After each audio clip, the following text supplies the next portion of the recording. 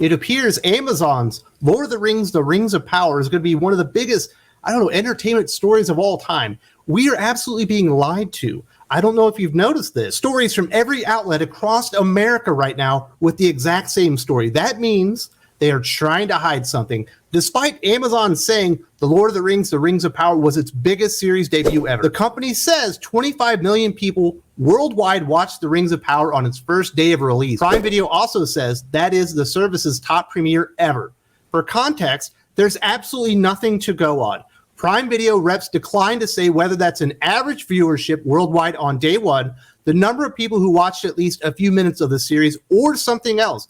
Nor is there any indication of how much bigger The Rings of Power was than the previous record holder on Prime Video. So they came out, they tried to say we had this enormous success. We've got bigger viewers than we've ever had on the channel. What does that mean? Well, we're not going to actually tell you that. And now the verdict is in. People are starting to punch holes through The Rings of Power, and what a nightmare, what a mess it is, and what a bastardization it is of Tolkien's work. I'm sure we've all noticed, plastered wall to wall all across North American media, of about how racist Tolkien fans are. Apparently, every single person that ever liked Tolkien and doesn't like The Rings of Power is a racist. If you listen to the media, that's what they will tell you. We've even got Frodo, Merry, and Pippin going out there and standing in solidarity with the cast of The Rings of Power, despite this supposedly being like the biggest show, the biggest premiere in Amazon Prime's history. Amazon Prime isn't a little fish in a big pond when it comes to streaming. It's not as big as Netflix. It's certainly not as big as Disney Plus, but it's number 3, and they have a huge number of subscribers. If this really was the top performing show that they've ever had and blew everything away, why would they have to do this? And even worse, Amazon is reportedly putting a 3-day delay on user reviews for all of its content on Prime Video, including the newly released The Lord of the Rings of Power. According to reports from Variety and Deadline, the delay is supposed to help stave off review bombing or the act of flooding a particular show, movie, game, or book with negative remarks.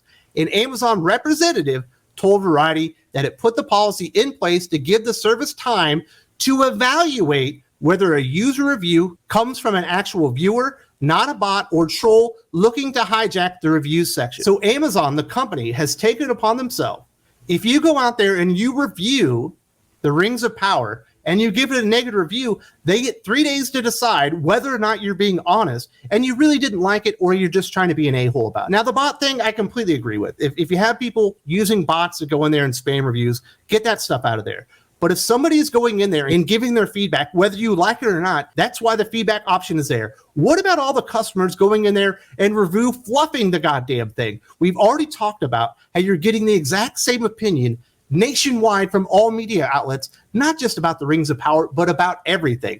You don't think there's people in there going up there and fluffing the numbers and saying it's perfect, even though they never saw it? Or maybe they created new accounts so they can also go in there and bump the score up. Are they going to throw those out? Or are they only going to decide the people that negatively reviewed the show aren't worth listening to? It's absolutely insane, some of the measures and the links that Amazon is going to kind of hide the disaster that is Lord of the Rings of Power. There are a few media outlets out there providing commentary and coverage of The Rings of Power that are pretty honest, but they're absolutely flooded in the search engine results because every story, when you type in The Rings of Power, is about racism among the Tolkien fandom. Business Insider is reporting Amazon's $1 billion bet on its new Lord of the Rings streaming TV service is falling flat with initial audiences, posing risk for the Amazon studios and the company's Prime membership program. Though critics have praised the series' scope and ambition, The Rings of Power has rankled with audiences who gave the show a 39% rating on Rotten Tomatoes.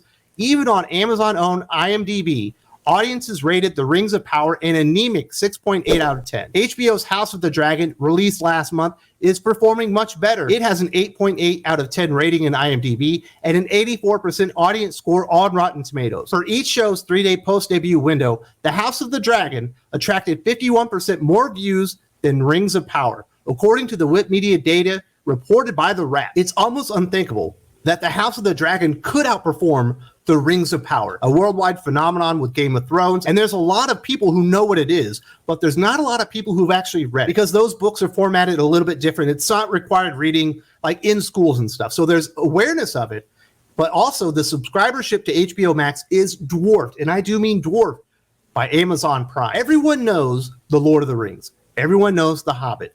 everyone knows Middle-earth from J.R.R. Tolkien's work. This is one of the biggest fandoms in the world. The fact that the House of the Dragon is absolutely pantsing with not only viewership, but also the way people are responding to the show really surprises me. They spent $1 billion on this.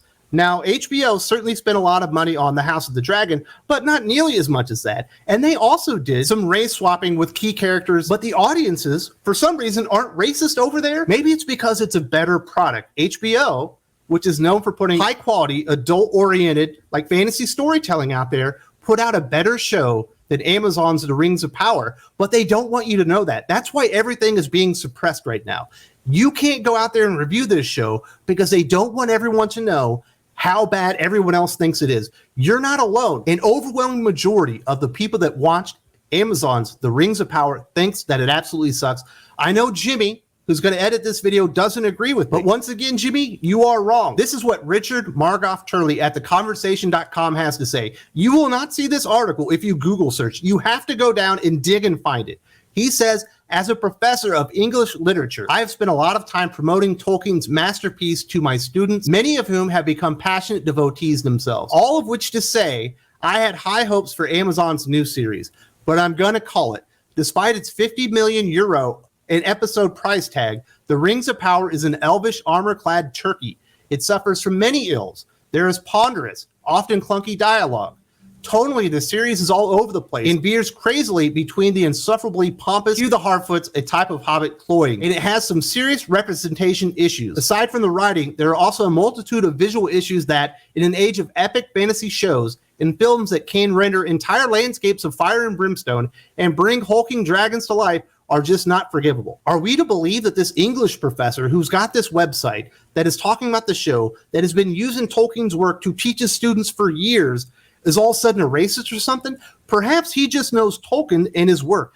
These aren't isolated criticisms about the show. When Aaron Sparrow and myself reviewed it on the channel, we had a lot of the same complaints about it, regarding the dialogue, regarding the pacing, regarding a lot of issues not keeping in line with Tolkien's world and his universe that he created. Amazon and the mainstream media across North America don't want you to see these kind of reviews. They don't want you to see honest feedback from people that know Tolkien. They want to hide this stuff. They need to suppress it because they've spent so much money. I understand you spent $1 billion, but you can't go out of your way with this organized campaign to suppress what people are actually saying that is truthful down and just say everyone's racist. It's absolutely insane. Dan McLaughlin at National Review says, I feel compelled to rise to the defense of J.R.R. Tolkien's creation against some poor choices regarding the character of Galadriel that are apparent in the first 2 episodes of Amazon's The Rings of Power. He goes on to explain that he likes the show, but they get Galadriel completely wrong throughout it.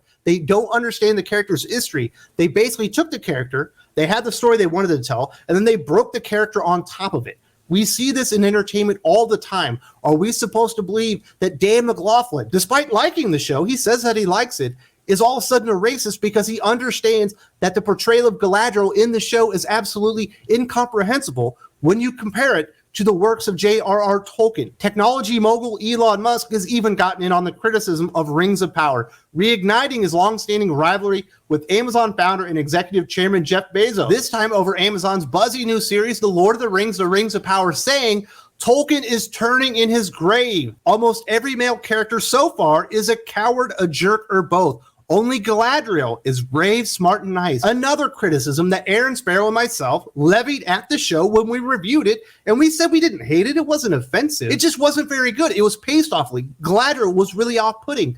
People are coming back and having the exact same criticisms across the board, whether or not they've talked together or not. I've never met any of the people whose reviews I've talked about right here. In fact, to my knowledge, I've never read any of their articles before today. I had to go out and search this stuff. The only one that was kind of easily accessible was Elon Musk because he's a bigger time celebrity. But these other stories talking about what's going on with the Rings of Power, whether it be them getting absolutely annihilated by the House of the Dragon, whether or not it be Tolkien scholars who teach this stuff to people saying this isn't Tolkien, or other people saying your portrayal of Galadriel is just off base. It's all being suppressed because Amazon know, and the entire media know, that this thing is DOA. It's dead. People are not resonating with it. Those reviews are not review bombs. Those are accurate reviews. Get rid of the bots and let's see what the customers have to say. It's an absolute shame what Amazon and the media are doing, kind of conspiring to hold the voice of the people down. It never works. The people's voice will be heard, and it's been heard loud and clear. This thing is a $1 billion nightmare. We've been talking about it for quite some time here on the channel. I said it was going to be a fiasco several weeks ago. It's turned out to be just that. Definitely check this video out talking about the Lord of the Rings of Power was going to be. I was completely right. You were right. If you're on a mobile device, there's the link in the video description.